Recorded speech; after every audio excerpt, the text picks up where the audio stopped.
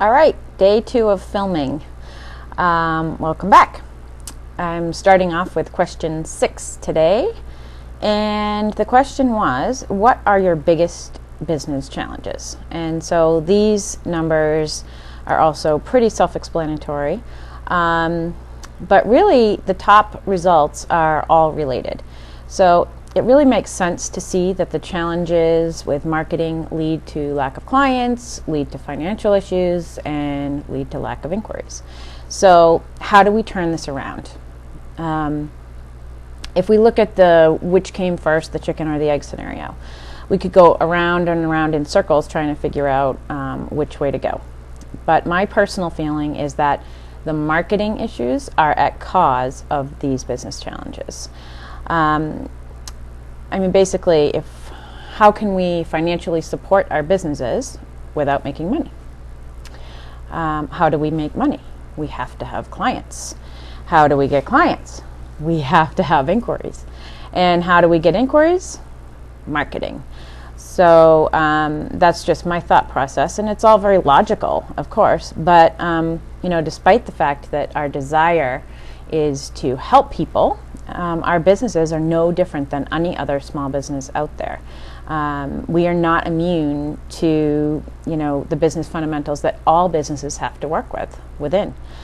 The important point that I want to make here is that if people don't know you exist, they will never find you. So how are they going to know that you exist? We have to tell them. And this is what marketing is all about. It's not about, luring people in and trying to give them a service that they don't need. That's definitely not what we're all about. It is to help people who need us to find us. As Davis facilitators, we have been given very specific criteria of who we can work with.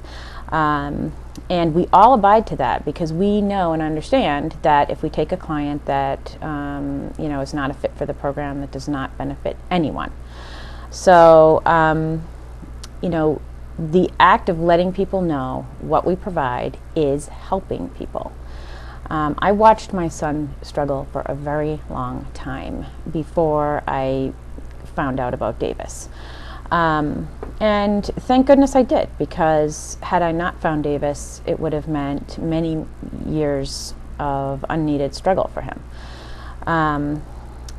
So anyway, I wanted to address some of the comments that came about on this question.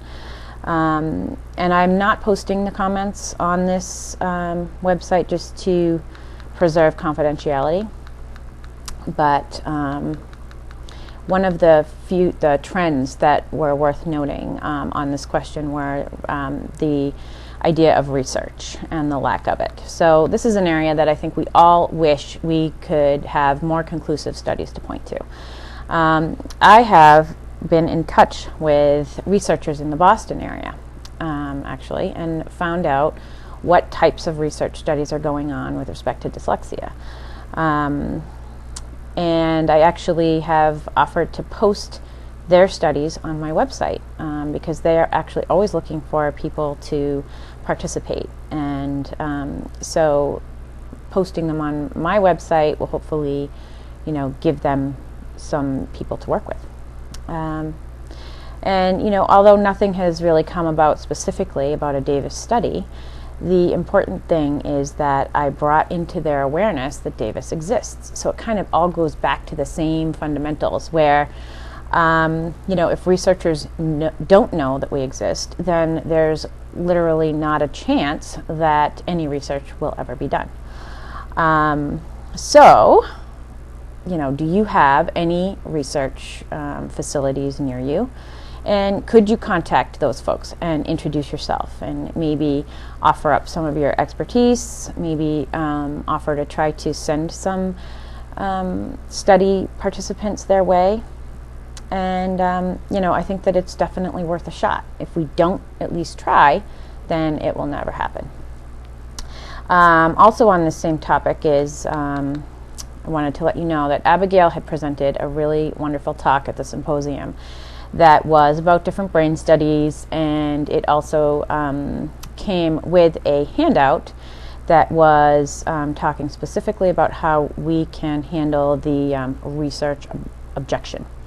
And it was definitely very, very useful. And if you're not aware, that handout is available on the private facilitator site for download, and I have posted that link on my website here just for your convenience. So check that out. It's a great article. In addition, Abigail has offered to work with me in pulling together a more generic piece that we could provide that would address those issues in the form of like a handout. So look for that in the next several months. That will be coming and be available. The next trend was talking about competition with the schools and phonics-based programs. So phonics-based programs, not only cause confusion for our potential clients, but they also cause confusion for the parents of our potential clients, because they're really trying to do what's right for their children. And if school systems and other professionals are recommending those phonics-based programs, then that is all the more reason why we need to get out there and make sure that people know about our services. So if, when you think about it, if parents are getting those recommendations from schools and other professionals and have no idea that alternatives exist, then what other route are they going to take? Of course they're going to go that route. How many clients have you had where they've experienced years of frustration going through the system with the school and yielding very little progress? So my feeling is that I want at all costs to help families avoid that torment. If they don't know I exist, then I can't possibly help them.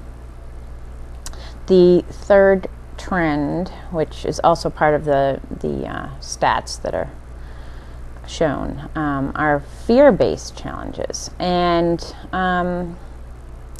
we all have fears, and we all know well that triggers come in all shapes and sizes. And we are incredibly fortunate to be in the profession of uncovering triggers and resolving them, and we are very well equipped with the experience, the understanding, the knowledge, the wisdom of how to go about de-triggering something.